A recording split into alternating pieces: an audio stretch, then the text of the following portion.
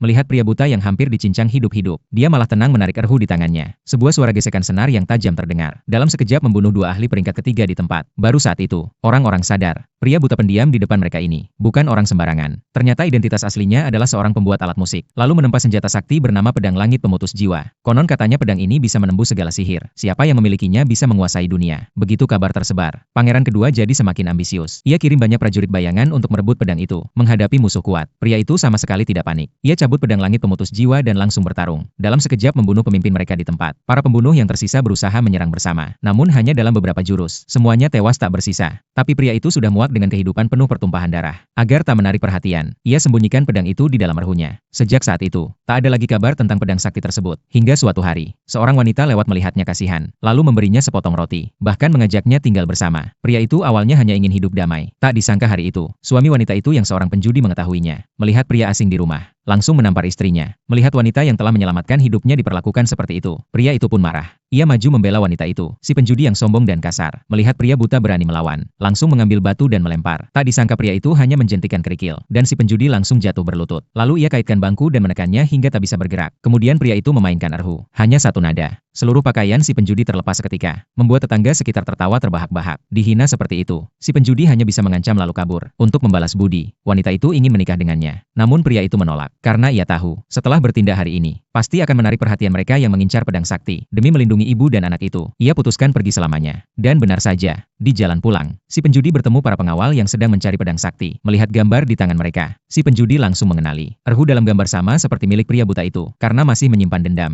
Si penjudi pun membawa mereka ke sana. Setelah memastikan semuanya benar, dua pengawal itu melapor ke Kasim istana. Mendengar kabar itu si Kasim sangat senang. Setelah bertahun-tahun, akhirnya ada petunjuk tentang pedang sakti. Ia pun memutuskan turun tangan sendiri untuk merebut pedang itu. Tanpa tahu apa-apa, pria itu sebenarnya ingin berpamitan dengan ibu dan anak itu. Namun baru melangkah masuk, ia langsung merasa ada yang tidak beres. Dan benar saja saat pintu dibuka, si Kasim sudah menyandera ibu dan anak itu, menggunakannya untuk memaksa pria itu menyerahkan pedang. Melihat mereka begitu memaksa, pria itu pun tak mau bersembunyi lagi. Dengan suara dingin ia berkata hari ini tak ada yang bisa membawa pergi pedang atau dirinya. Melihat si buta berani menentangnya, si Kasim langsung memerintahkan bawahannya membunuh pria itu di tempat. Dua wanita yang mengaku pembunuh peringkat 3 teratas, mengira pria itu cuma si buta pemain erhu. Mereka meremehkan dan mengejek. Hanya seorang buta. Apa mau memainkan lagu dan membuat orang mati karena bising? Tak mereka sangka, ajal mereka sudah dekat. Pria itu pun mulai memainkan erhunya.